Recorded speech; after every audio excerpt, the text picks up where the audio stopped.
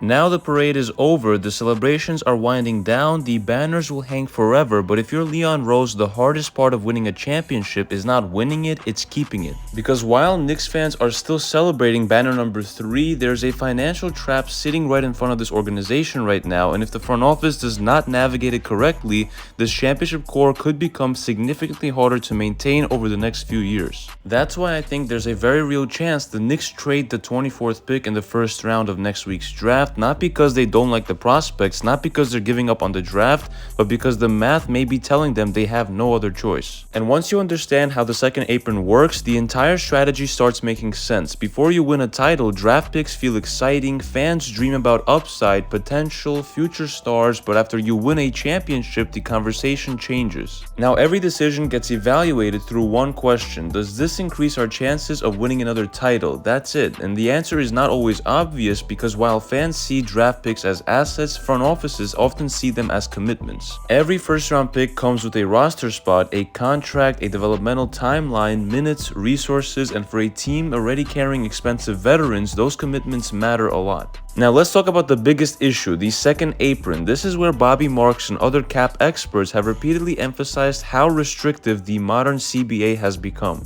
The league essentially designed these rules to make life more difficult for expensive championship teams. Once you are operating near or above those thresholds, flexibility pretty much disappears. Transactions and roster construction becomes harder, mistakes become more expensive, and suddenly every dollar matters that much more. The Knicks have earned the right to spend because they're champions, but that does not mean they can spend recklessly. In fact, it means the opposite. Championship teams have to be even more disciplined. One concept I think is important here is something that I've heard described as the difference between savers and consumers. Consumers see an asset and immediately want to use it. Savers ask a different question: how can this asset create even more value later? That's how great front offices think, and the average fan sees pick number 24 and says, let's draft somebody. But Leon Rose may see pick 24 and ask, what creates the most flexibility? Those are very different approaches. Because sometimes the smartest move is not making a selection, sometimes the smartest move is converting that asset into future flexibility, future picks, cap relief, or opportunities that are not available today.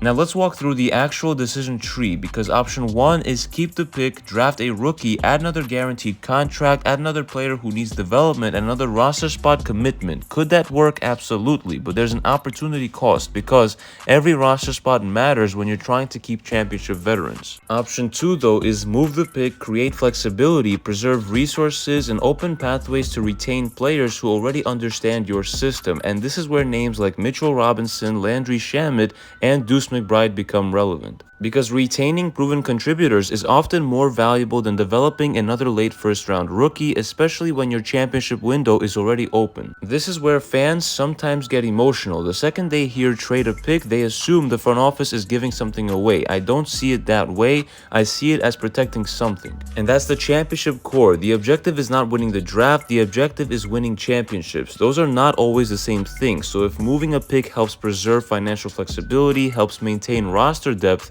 and helps keep important contributors around, that's not surrendering an asset, that is maximizing an asset. And this brings me to a player I think Knicks fans should be talking about more, and that is Tyler Kolek, because one reason championship teams can make difficult financial decisions is internal development. Kolek represents something that every contender needs: a low-cost contributor with upside, a player who already understands the organization, and a player who could potentially absorb responsibilities that would otherwise require a more expensive veteran. Now, I'm not saying Kolek replaces every veteran overnight, that is unrealistic, but development matters, and if the Knicks truly believe Kolek is ready for a larger role like I do, that changes the equation. Suddenly, the front office has more options, more flexibility, and more confidence making difficult decisions. So I don't think Leon Rose is looking at this draft and asking who is the best player available. I think he's asking a different question: how do we maximize this championship window? That's the question every contender asks. And sometimes the answer is not exciting, sometimes it's strategic, it's financial, and it's a move that fans do not immediately understand,